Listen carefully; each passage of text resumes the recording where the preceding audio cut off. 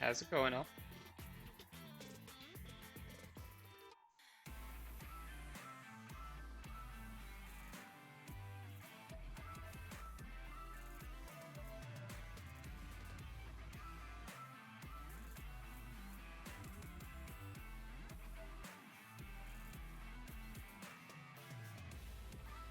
Oh shoot, I didn't watch that.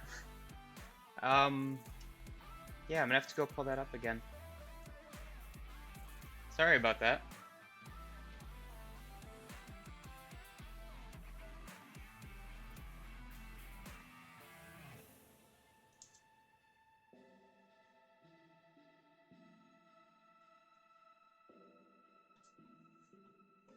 My bad. Was it Lucid Chart Explains the Internet?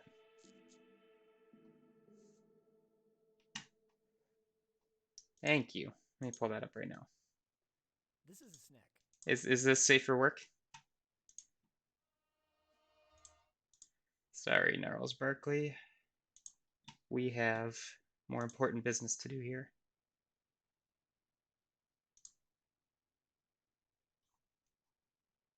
We have 2 minutes, perfect. If you're afraid of snakes, then it's a nope rope. Like if you go to the bathroom and you see this, nope rope. And if a nope rope has poisonous venom, then it's a danger noodle, like the shake snake and the cobra. Do not boop, or you will get the hurt juice. But if you love the snacks, then it's a boop noodle. Look at that cute snoot. Deserves a boop. Snacks also have peepers, noodle necks, smelly flickers, and nom nom seekers. Those are for finding cheese boys. Other names for nope ropes are slippery tube dudes, hazard spaghetti, spicy noodles, caution ramen, and murder spagurter. Whatever you call them, just remember, no step on snack.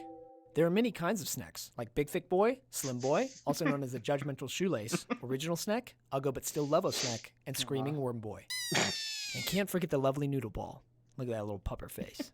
Noodles have many activities. Snacks eat snacks, ropes do scopes, when they're tired, they do a yawn. Sometimes snacks wear a sweater, and if you're lucky, they'll wear a hat.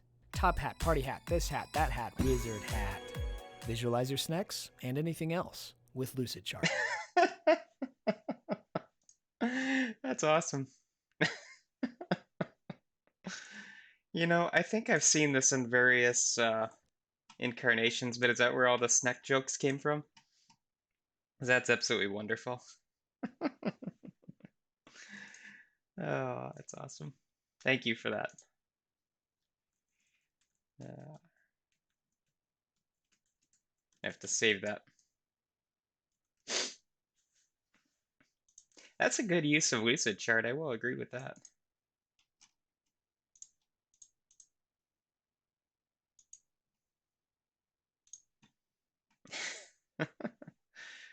Do we have a snack emote anywhere?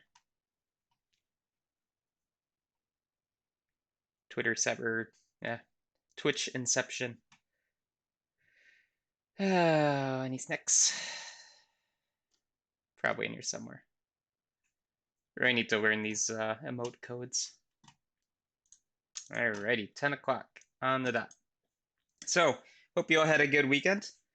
And we're going to continue on with project management today. We've got a bit more, so we're going to finish up, what we started talking about last time. And we then, depending on how the day goes, may get into some risk management. And then probably the next class after that, we will do some actual calculations for project planning and all kinds of fun stuff. So first of all, thank you for everybody that answered the survey. That's actually very helpful. One of the things that we can do, so I did notice two things kind of cropped up in your responses, which was very helpful. So I kind of got, and obviously the survey hasn't closed yet, but 50-50 people like the assignments and 50% people want them all on one page. So what I think I will do to try and help out is I'll keep the assignments posted where they currently are, but I'll add like a running agenda, like a top of the course information page of what is due when kind of a thing. So hopefully that can help you keep things in mind when you first join or when you first go to Blackboard. That'll be the first thing you see. I only have one calendar. I didn't realize that was feeding into your entire calendar, so that's probably my mistake. I was thinking you were just getting one notification, but you're probably getting 500 notifications, and that's got to be a pain in the butt for all of you. So yeah, I'll keep a running tally. The other thing, so not as many people cared, but I know there's a few, which is perfectly acceptable. You would like to actually be able to talk and ask questions, which perfectly reasonable response. One thing that I did last semester, which I give me another day or two to figure this out. Um, I would actually idle in the Discord voice channel last semester, and students could pop in and ask questions verbally there. Obviously, you don't have the video in that regard, but you could at least just talk in that channel. Let me make sure there's no weird FERPA concerns where privacy could be an issue. My guess is that if I do that and anybody chimes in, I'll probably make the video private and just local to our session, which is fine. I mean, it's for you all more than anything. Well, give me another day or two just to make sure I don't have any. You can do screen share or just. Yeah, I can. That's true. I also don't want to kill my computer with too many things being screen shared, but let me give me a couple days to figure that one out because I definitely want people who want to talk to be able to talk and people who would rather text chat to be able to just text chat. So I just don't want to get into any weird legality issues, if that makes any sense. It's unfortunately something I have to worry about to protect you all and myself. So it's interesting times, but I will wait until the survey closes tonight to make any final decisions as well, because I know not everybody got it in. So the other thing too is there's that school survey. Sorry for the email blast of a million announcements. This one is formal for School of CIS just to evaluate me as a first year faculty here. So honest feedback, whether you like me or hate me, it's your preference obviously, but anything that you can tell me constructively will help me make class better for you all, which is my goal, right? I want you all to get what you need out of this class and hopefully take it into industry and be hit the ground running, honestly, because a lot of the stuff that you get in this class, you're going to be getting it a lot in any engineering job. And whether you get the leg up by kind of knowing all these terms or you have to be onboarded, my goal is for you all to be successful. So then one other thing, so I've got a slide thing here for you.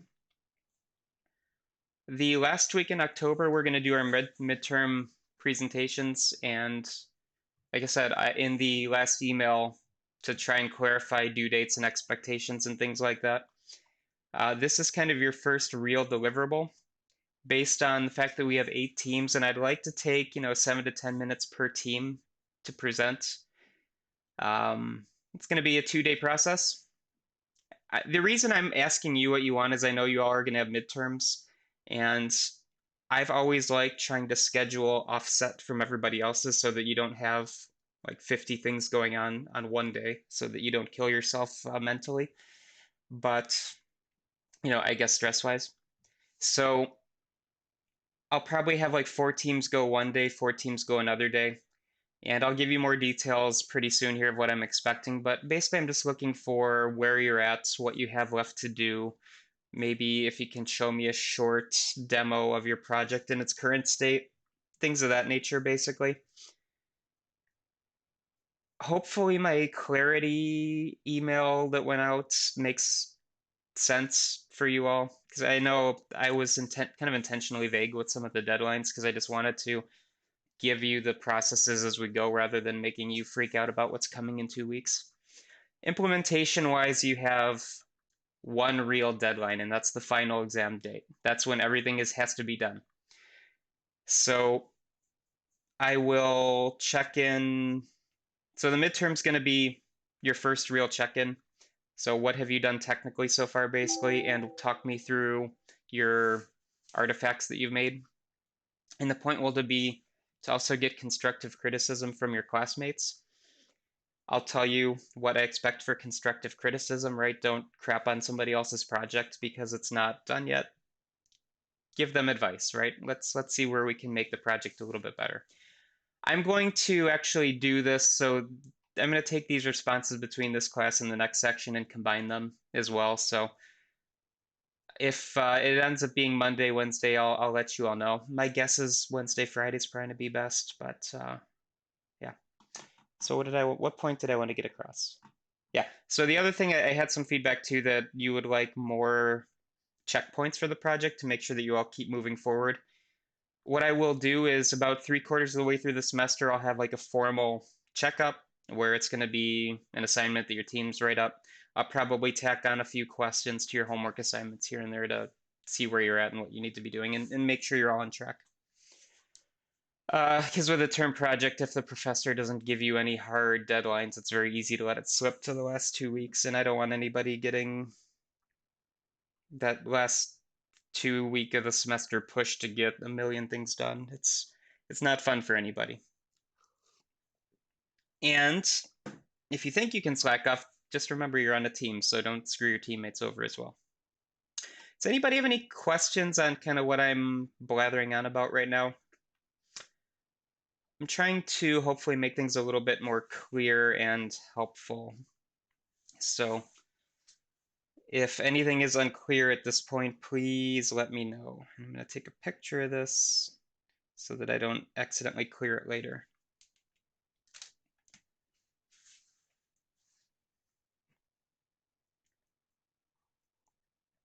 So far, it seems to be overwhelmingly for Wednesday, Friday. Those of you that are in the chat, do you have midterm exams kind of the end of October going on?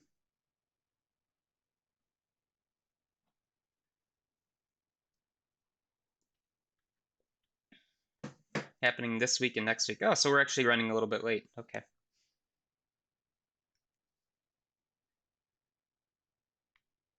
Yeah, this semester has been kind of weird for timing because we're still supposed to keep to the original time, yet a lot of people want to try to get things done earlier.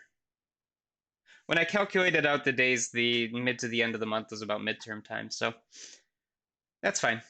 So we'll most likely shoot for one of these days, but come back, please, Slidey. Depending on how the other class also answers, so I'll let you all know. One thing to consider with this, don't freak out about what I'm looking for here, right? This is not intended to be a huge stressor for you all. It's more, let's get everybody talking, and we'll do a Blackboard session for this so that we can all, get on either voice or video, depending on your preference. And you're going to walk me and your classmates through your project. Shouldn't be too stressful from your end, I would hope. If you'd rather pre-record a video if you're not comfortable talking live, that's fine too. But again, it's not something that has to be super rigorous at this point. Probably later this week, I'll start giving you a formal guideline to make sure you hit all the talking points. All right. So where we ended up last time, we started talking about milestone tracking, timing, things of that nature, right? So all of these different strategies for how we manage the progress of our project. Now, for those of you that like to plan your semester out, that like to plan your project out, one of our next assignments, which I will probably assign, well, your assignment's due Friday, so I don't want to give you anything new until after that. But it's going to deal with project planning and timetabling and things of that nature. And since you all answered Agile more or less for your term project workflow, I'll probably give you burn up and burn down charts to work on. But this should hopefully actually help you plan the rest of your semester out as well. Right, so one of the things that I'm going to have you all do for your homework is, well, let's relate it to your term project. What tasks do you have? What tasks are left? What's your anticipated timing? Things of that nature. So hopefully that will actually help you out with where you all need to be implementation-wise. So we talked about timing. We talked about effort. Now we actually have to talk about people, because again, we are still the project manager or the systems analyst, right? You are somebody structuring the overall flow of the project. Now what do we care about? Well, the people, right? You don't usually work in a team of one. So what do we need people for? Well, if you look back to that software design lifecycle we've been talking about, or whichever process we're following, right? Agile or waterfall or prototyping or so on and so forth, you're going to need people to do all of those activities. And you're going to need different people to do those activities as well. Now, I say different people, does that mean that requirements analysts cannot do system design? No, absolutely not. These are basically roles that you're taking on. And the nice thing about being an employee is that they expect you to be able to handle multiple roles. So you might be doing requirements this week, and maybe later on you're going to be doing training, or you might be working on QA. Obviously, some of these are more quality driven. And when I say quality, that has a whole different meaning in industry, right? Like software engineers in industry are the programmers, quality are the software analysts or the systems analysts. But here, if you're going for the more systems analyst, quality driven role, you're probably going to be doing things like testing, maintenance, QA, things of that nature. Right? And if you're going for an engineering role, you're probably going to be doing more implementation, maybe some design, limited testing, things of that nature. Just depends on your company. But having different people gives us the ability to have different perspectives, to be able to check each other's work, right? Have another multiple sets of eyes to make sure that everybody's on board and doing the correct thing with the project, so on, so on and so forth. When you get into the team of one, you run into problems like we had with all of those case studies, right? You get the Therac article where one person did all the work and he missed everything, right? So having multiple people is absolutely critical. But how do you pick people? And this is where hopefully, hopefully, this is my goal, number one goal for you all is to get hired later on. Read between the lines here and to pick out what you need to learn to interview, right? And what you need to learn to work successfully in industry. How do we pick people to work with? Well, can they perform the work? More than likely you will be able to do whatever somebody asks you to, right? You are training to be an engineer or a computer scientist, you can learn on the job if you don't know something, right? They're programming in C Sharp, but you know Java. Okay, they're the same thing. You're programming in C++, but they need Android, which again is Java with extra steps. Well, I guess now it's more Kotlin based, right? But keep in mind that you are able to do something technical and usually you can pick it up pretty quickly. So technical ability is not always a huge key concern. What we care about, are you able to learn? Are you interested in the job? Are you able to communicate effectively, right? So being able to work on a team, which you're all being forced to do in your term projects, is hopefully lightweight, I guess, low-key training you to work with others well. Now, if you have experience already, and you can go through all of the, programmer humor jokes, you need 10 years experience with quantum computing to work on something that just came out a year or two ago. But if you have background and you can kind of demonstrate that you know at least this area, that goes a long way, right? But ability to communicate, ability to share responsibility, perhaps management skills depending on the job, these are all things that we care about in picking a person. Again, more often than not, it's not that you can do the technical ability, the technical task. We more than likely assume you can. It's, are you somebody we can work with, or are you a somebody who has to be a technical expert and can't communicate effectively? So cynical and jaded view, and my kind of reading between the lines for you here, but try to be well-rounded as an engineer, basically, is kind of my point. So why do I care so much about communication, and why does everybody interviewing care so much about communication? If you sit down and write the world's greatest piece of code, it is beautiful, people look at it and they cry, but you can't explain it to anybody, then it just sits on your hard drive and does nothing, right? You can't tell people how to use it. They can't interact with the API, they can't implement it in the overall system, right? We can't break down test cases or requirements or training materials. So being able to talk about what you've actually done is a huge skill, and it's something that a lot of engineers struggle with, right? It's not, not something that is easily come across from somebody who typically sits in front of a keyboard all day, right? So that's why communication is important. Where does this lead? If you can't communicate your idea, then it's possible that your QA person misses some test cases, or your requirements analyst misses some key requirements that specify constraints on the system, right? So we can have breakdowns in our project resulting from communication problems. Maybe somebody misunderstands your intent. So being able to very clearly and adequately describe your project, whatever level we're looking at, don't just do implementation. Maybe this is at the requirements level or the testing level. It doesn't matter. As long as you can communicate effectively, that's kind of the key goal here.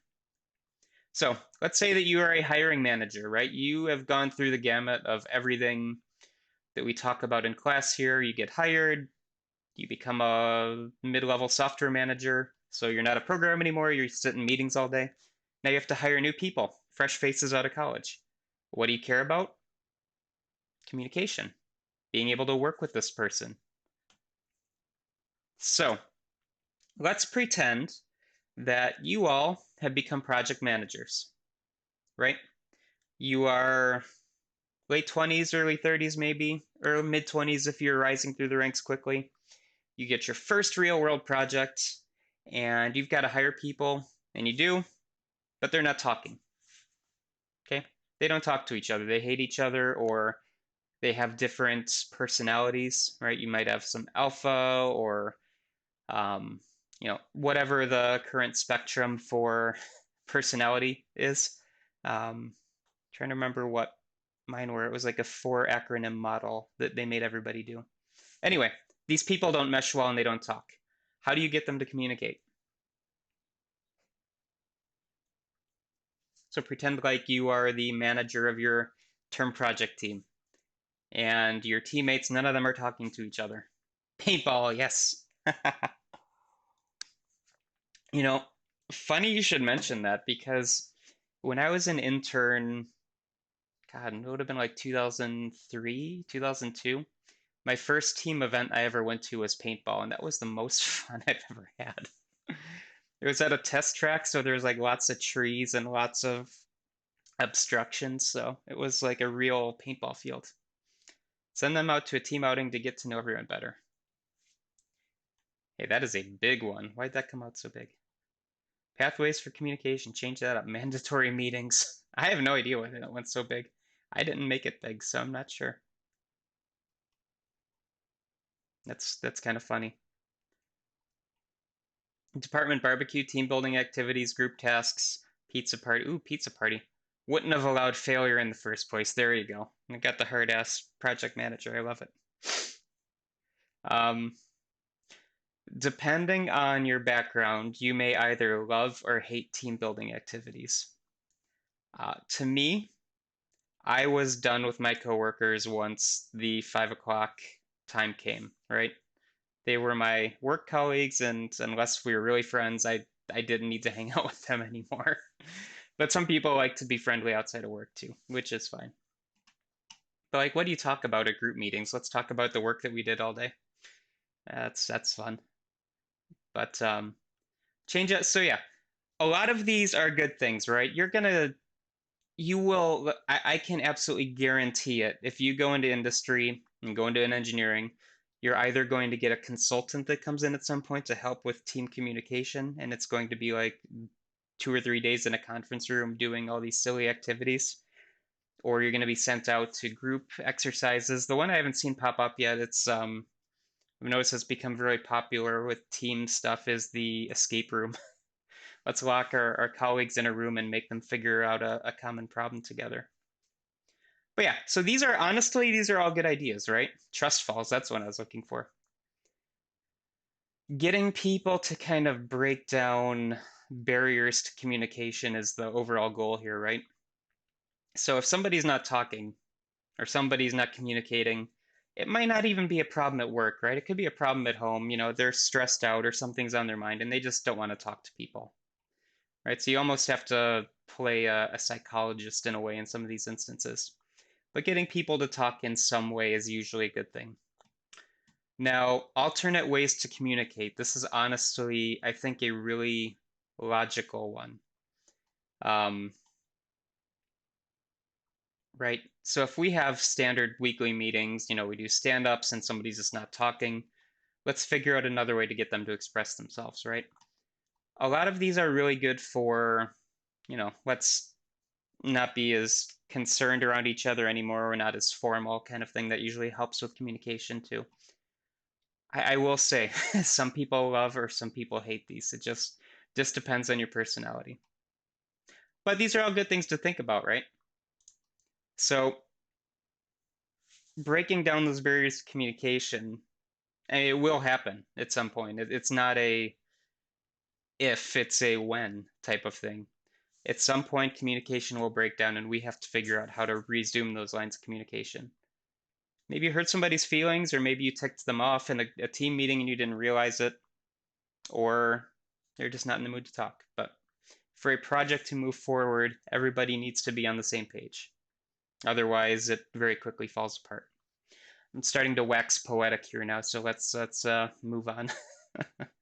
um, One of the other things to consider too is that with this communication problem, the more people you have, the more possibilities there are for communication, right?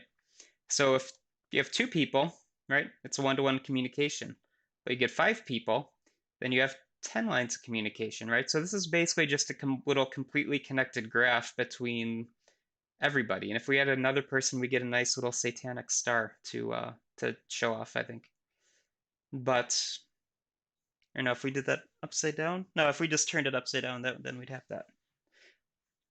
But if we have, you can consider basically if you have n people, then you have a nice little formula to figure out how many paths of communication there are. And if any one of these lines break down, then it's possible there could be a future problem in your project, whether it's latent and it doesn't crop up until delivery, or it crops up immediately and you have something to deal with. You're going to have to manage it, is kind of the key takeaway here. Right? So how do you handle this? Right? I don't have a slider here for this, but how does communication work across our different models? Right? We have waterfall and agile are the two extremes. Waterfall, we have might be like a weekly meeting where everybody comes together. The department manager sets the agenda and sets the tone. Here's everything we need to talk about. Takes usually way too long, to little benefit for everybody other than to get them all on the same page. Waterfall provides constant feedback. Yeah. But we're also constrained to that level of the process, right? The programmers aren't going to be talking to the requirements engineers based on iteration, right? So with Agile, you're going to have things like daily stand-up meetings or whatever your particular flavor of Agile gives you, but you're going to have everybody talking at the same time, right? Here's my 2-minute stand-up for today. Here's what we've got going on. How does communication work? I mean, it's going to depend on your team. It's going to be hopefully fluid and open communication. But if you go a more rigid structure, there might be less lines of available communication to have as well, right? So here, consider this kind of a model. Let's say these two people here that I'm kind of boxing around, these might be your customer center or your business analysts, right? So if we have a more agile approach, it's possible they're on the team for the whole time, or prototyping or a spiral type of thing, right? They're always on board. But once we go something more structured like waterfall, their role is done within the first month of the project, and then they go away and work on something else. And it's possible we don't have a line of communication to them. Could be good or could be bad. It just depends on your situation. And that's kind of the takeaways. It just kind of depends here. So one of the things that you're going to have to deal with, and you're all kind of getting a light flavor of that with your weekly meetings, is that you have to make these things worthwhile. Meetings often have problems if they're not structured correctly. Now, if you all ever have me in a real world meeting, just as a sidebar, I lived in Germany for a couple years. I really loved how they would structure their team meetings in industry, because we talked about exactly what needed to be talked about and then we were done. Right? If we scheduled an hour and it only took 20 minutes, we were done at 20 minutes and then we went back to our lives. Whereas what I found in a lot of places over here is that if you have a meeting that goes for an hour, it will be an hour long, whether it needs to be or not. So I love clarity and brevity in meetings. Everything should be crystal clear. Everybody's responsibilities for the meeting should be known, and you should have a reason to be there. Otherwise, meeting is a wasted effort. So here are some of the common complaints that we have for meetings. Now, are meetings good? Absolutely. They get everybody together. We keep everybody on the same page, communication, et cetera, et cetera. However, meetings can very quickly go off the rails. If you don't have a clear agenda, right? The purpose is unclear. Then you don't know what to talk about. You spend 20 minutes just figuring out what everybody needs to say. So you're unprepared, or the clarity in the meeting is not clear. Clarity is unclear. Yeah, that makes sense. So have a reason to talk. I'm forcing you all to talk, obviously, right? That's part of the meeting minutes. But you should all know what you need to talk about that week. And that's why I give you that little document to hopefully outline what needs to be done. People can be late or absent, and if you're non-essential, then okay, it's kind of rude if you join late. But if you're essential, then everybody's just kind of sitting there tapping their fingers waiting for you to come because they're expecting you to talk. Or we get away from our purpose. Let's talk about the Red Wings draft picks, or let's talk about the latest Twitch emotes, or okay, that's fun to talk about, but we could do it somewhere else, not wasting everybody's time. Or we could just argue, right? I bring up something and somebody else says, well, that's a stupid idea, and then we just start butting heads. Purpose of meetings is to bring everybody up to speed and make essential decisions, and that really should be it. Okay? Keep everything on track and you will have a much better time. I'm going to guess that some of you have already in your weekly meetings have run into some of these problems. And it's a learning experience, right? It's not something you get right off the bat. My suggestion for you all would be, though, keep things focused and clear and only as long as it needs to be. And hopefully that will go a long way for you. So I've got some other points here. Basically, make sure that you have the right people, you have an agenda, that you have somebody keeping track of things. So again, these are all points that you're getting in your little form that you have to fill out for your meeting minutes. But hopefully it's something you can take with you later on. Just keep your meetings on track and don't waste everybody's time is kind of the whole point here. Now, let's start organizing our projects. So we have the people, we have lines of communication, right? We have timing, we have effort estimates, and now we can start assembling a team. Well, we probably already have, but how do we organize that team? So you have some different strategies for how you want the overall structure of your project to work. And what I mean by this is, how are we going to have somebody kind of guiding things? Now, it depends on the people, it depends on the project, it depends on your business ecosystem. Again, it just depends, which is kind of funny. Everything in this class is basically, well, it depends on where you're working, or it depends on your project and your needs and all that, right? So be adaptive. But you might have a chief programmer style team, right? One person is the senior engineer raining down insights upon all of you to move forward, right? You are the chief technology specialist or chief evangelist of internet, or whatever your approach is going to be. Not to pick on some of the terms I've heard from the Google structures. But you have one person kind of holding the reins and guiding things, right? This would be like your ID from the 90s, your John Romero and whatnot type of team. Or you have an egoless approach. And these are kind of hard adjectives. It's not always an ego thing. Obviously, it might be just the way it's structured. But you don't have one person in charge. It's more of everybody's kind of at the same level for developing output. So let me give you a couple of visuals here. So this might be the chief programmer or the senior programmer, whatever the role title is going to be, but there's somebody at the top who will guide everything, right? You all need to be following this paradigm. We're using this technology to build off of, right? We're making high-level decisions on the actual implementation. This person might have an assistant to, kind of help filter down the chain here. Then you get into your actual team, right? You have senior and junior programmers, right? Senior means you've had X years of experience. Junior means you just got hired fresh out of college. Doesn't really matter. These are the people going to be doing a lot of the technical implementation. You have your other aspects of your team, right? So your librarian is going to be your configuration management person, right? Handling the requirements objects, test cases, artifacts being entered in the system, all that traceability types of stuff we've been talking about. We have our admin team, depending on their particular roles. It might be staffing, it might be market. It just kind of depends on how administration is going to be structured. We have our testers, again, separate from the programmers. They should not be the same people because we need independent testing, right? So this is basically the structure of a technical expert type of organization. The book that I got some of this from and modified, they called it a chief programmer. Basically, you have a technical expert leading things. This is usually good if you have somebody who's very senior, very technical, knows exactly what needs to be done, has gone through a lot of this kind of thing. This is a more standard model. We start getting into, I guess I don't have a picture, but the other view of this then would be that we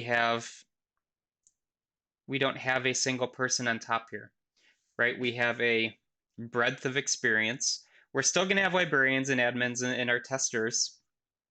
We might have one person be like the project manager, but we don't have one person guiding the overall structure of the implementation, right? So I'm not getting my boss's check mark on here's our class diagrams, here's all of our design patterns that we're implementing, here's all the anti-patterns we're avoiding, things we're going to talk about pretty soon, by the way.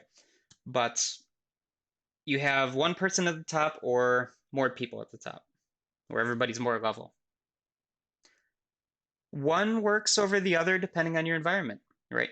This might be the perfect model if you have a larger organization where you need layers of decisions to be made. However, the other model might be really good if you have a very flexible team. You have to very quickly adapt, right? Everybody has a lot of ownership on the project. This is almost like a old business versus startup kind of model in a way, right? So ideally, you're going to pick one that works for your environment. And this is kind of a your mileage may vary kind of a thing. So we can loosely term these as highly structured and loosely structured. Highly structured means we know exactly whose role is what. Loosely structured means that everybody is kind of their own technical expert, right? So why do we care about one versus the other? Highly structured, again, this is kind of your core old business model, right? We have a high certainty, meaning we know exactly what the project is, we know what the requirements are, we know exactly what has to be done. Not a lot of flexibility. It's also something that is great for repetition in large projects. So if we do the same project over and over again, we just kind of tweak it for different customers. A nicely structured environment means that we can kind of seamlessly pump these things out, right? We don't have that startup time of, okay, well, I'm going to work on this today, you're going to work on that today. We have a very rigorous structure to our project. Things that are repeatable, things that we know, you can almost do like a assembly line kind of model of coding, right? Whereas if you're loosely structured, we have a lot of flexibility in our teams, right? Maybe we need some new widget or new module that we need to bring in. We need to take a couple days to go explore this new thing, see if we can bring it into our project and make it work. Do you have that time and flexibility in something structured? No, your butt's going to be working on testing and you're going to be implementing this particular module or so and so and so on, right? But if it's a little more loosely structured, we can be flexible. It just depends on what you need. Now, am I saying, hey, flexibility is great, let's do that everywhere? Well, no. If I have a project due to GE in a month, I want some structure, right? I know exactly what has to be done. If I'm doing a R&D funded, program where we have to go explore, can I bring in blockchain to my algorithm? Because that's what everybody's doing. I need time to explore. I need flexibility.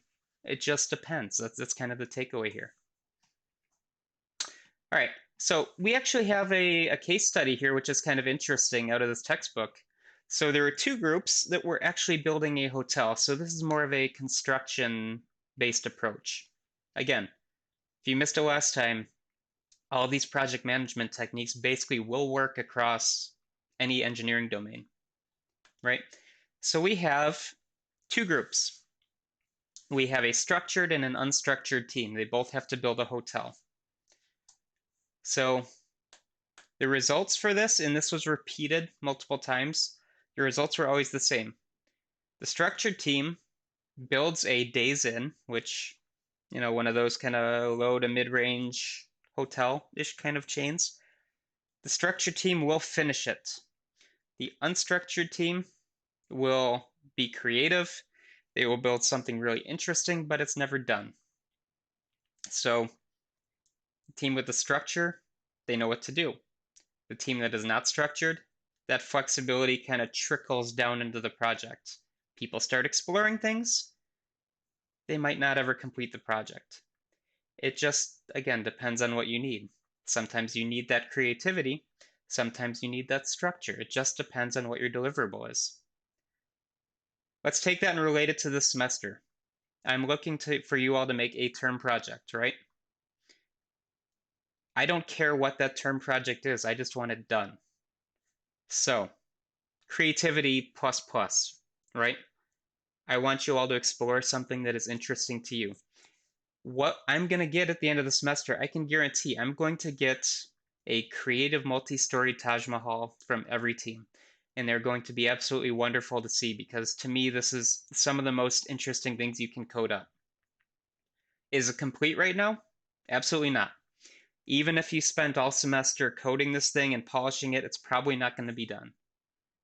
But what you can do after class is over, if you really like the project, is you can take it and polish it, in a more structured format, getting it ready for release if that's something that you want to do later on.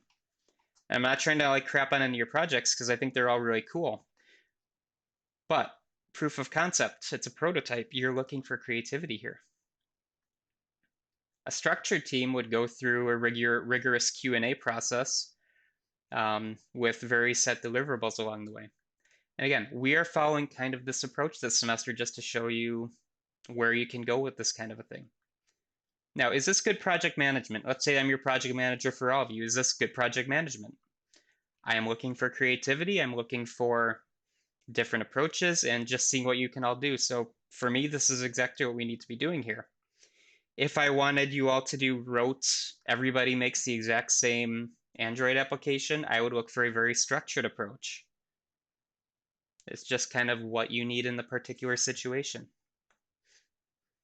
So this is a question to all of you. What would you actually prefer to work on? And this can be as much of a personal preference as it is a business-driven preference, right? Not everybody likes structure. Some people need to be anarchists and work on their own thing. Some people need that structure in their life to keep them on track, to keep them motivated. I know I'm one of those people because if I don't have a hard deadline or somebody kicking my butt to get it done, I'm never going to get it done. I'm just going to sit here and kind of fiddle around and figure out what I want to work on for the day, right? If I don't have a hard deadline, I'm not going to make progress. That's my brain. Your brain is probably different. I'm kind of curious though. Just drop it in chat. Do you have a preference for one versus the other or both? That is a great answer. Unstructured sounds fun because of the creative aspect, but could ultimately end up being frustrating and confusing. That's absolutely on point. So a good project manager would mix some of this too, right? Let people be creative and then rein them in with hard deadlines. So take the next 3 weeks to explore this particular function, but at 3 weeks, I need something that works. I don't care what is going into it, but it better be done, right? Structured but not micromanaged. Yes, none of you, please don't become micromanagers. That has well shown to be a bad management style. Kills everybody's morale. Depends on if I'm passionate about the project. Hard to do unstructured if it's not interesting. Absolutely true. So one other thing that we can talk about too with this is that this was my personal experience. Yours may vary. When I was in industry, I worked at an automotive supplier, meaning that we would build a a thing. We'd sell it to GM, we'd sell it to Chrysler, Ford, Fiat, whoever. It was basically copy paste effort. So let's tweak it for GM. Okay, they're happy. Let's tweak it for Chrysler. Okay, they're happy. Same thing over and over and over and over and over again. Highly structured, but no creativity there. It got very mind numbing for me. But if you're too unstructured, you never end up with a hard deliverable. So it's a balancing act, right? Yeah. That's kind of why it's interesting to see this thing too, right? And where you can relate it to your class projects. You have hard deadlines, and depending on the type of assignment, you may have the ability to be creative, or it's going to be a highly structured output. It's just going to depend. And I hate saying it's just going to have to depend because that's not a very good, that doesn't give you a formula to fill in, right? If project is this, then do this.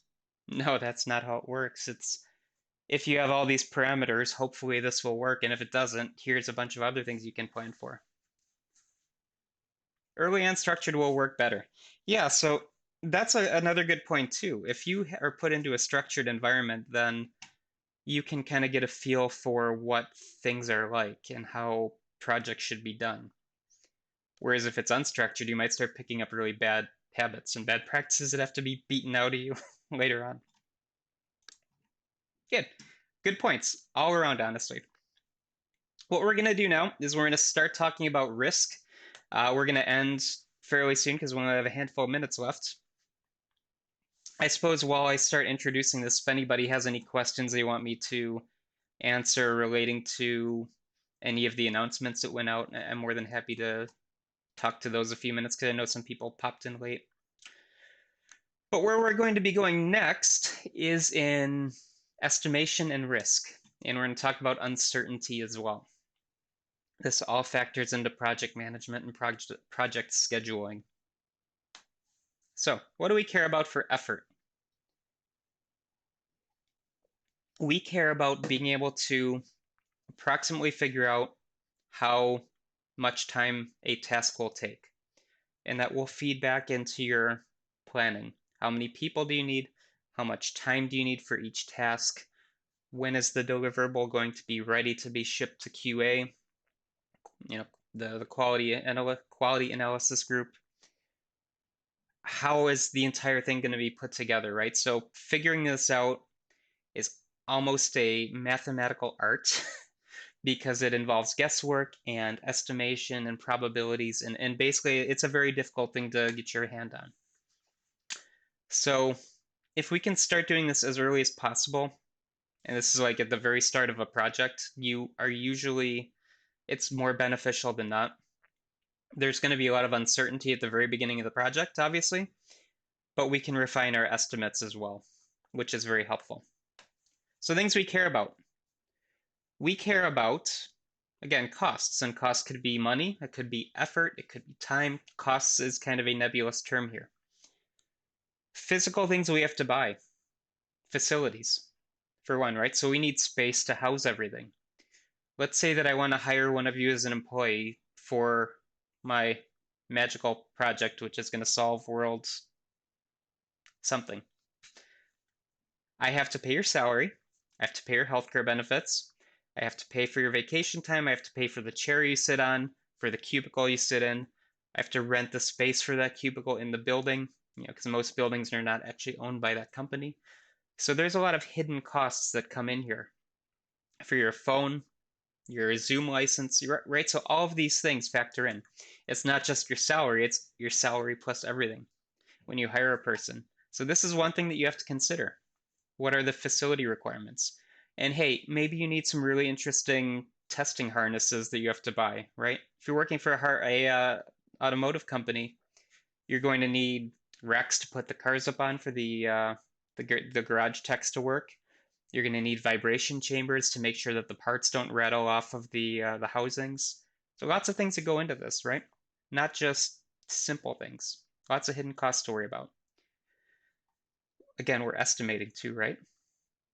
Okay, so we have the real world aspects. We may also need tools. So do you have to pay for a CAD license? Do you have to pay for MATLAB licenses, SolidWorks licenses? Um, my Office 365, whatever you need to get your work done, you're probably gonna have to pay a license at some point. So that's got to factor in as well. And then your staff, again, your people, this is going to be probably one of the biggest things you have to deal with because there are so many costs that go into hiring any person, whether they are engineers or staff or temp workers or contractors, right? There's going to be just a huge amount of costs behind the scenes that normally you don't worry about. But the people who have to forecast these things do have to worry about that. We're going to end with this figure because I find this one very interesting.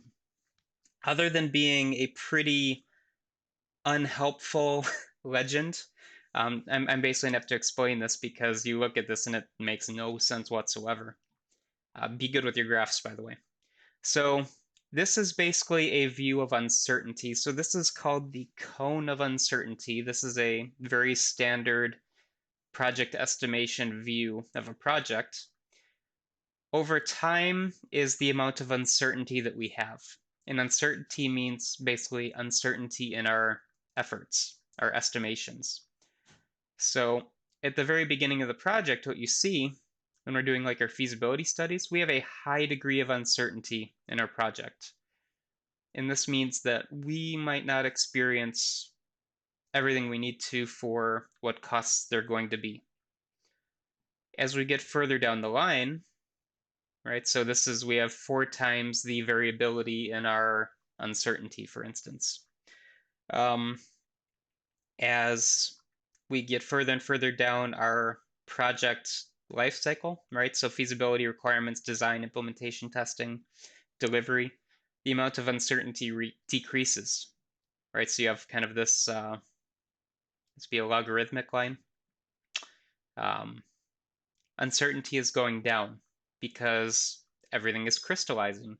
We know how many people we have to have. We know exactly what software licenses we have to buy, facility costs, so on and so forth. This all clarifies the further and further you go down a project. Makes logical sense. Further we get along, the more we know, the more knowledge you have and information you have, less uncertainty there is. That's that whole field of information theory, those of you that have maybe gotten into that in your math classes, possibly. Other things that impact us here, so in this area between concept and requirements, we might have a notion of how many lines of code we have, or how many variable costs we're going to have. And this is kind of where I'm saying the graph isn't super helpful. Like if you look here in your requirements phase, you have a lot of lines of code, perhaps a lot of costs, then our uncertainty is going to be about here. What time is it? 10:50? Probably need to end here, like I said. Uncertainty is kind of a fun thought experiment because it makes a lot of common sense, but as somebody trying to plan out a project, it's frightening to hammer down costs at the earliest time frame because what happens down here? Oh, well, crap, we went over budget. Now we are in a lot of trouble. Anyway, that is it for today. I will see you all on Wednesday. We'll wrap this up. And again, if you have any questions on the project or anything like that, office hours start here in a few minutes. And I hope you all have a wonderful, wonderful Monday. Wasn't there talk of EC for the surveys? Yeah, so you will get extra credit for the... you know what? Sure, we'll do extra credit for all of them. That's fine. They didn't tell me I couldn't do it at the school level, so give you extra incentive to rank me for Dr. Leidig. Sure. Yeah, so I'll give you a handful of points for each of the surveys if you complete them. Absolutely.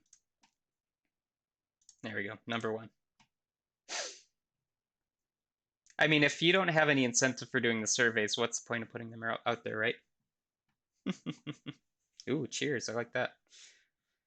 Maybe after my afternoon class. Alrighty, well, you all have a great day, and I will see you Wednesday. Bye, everybody.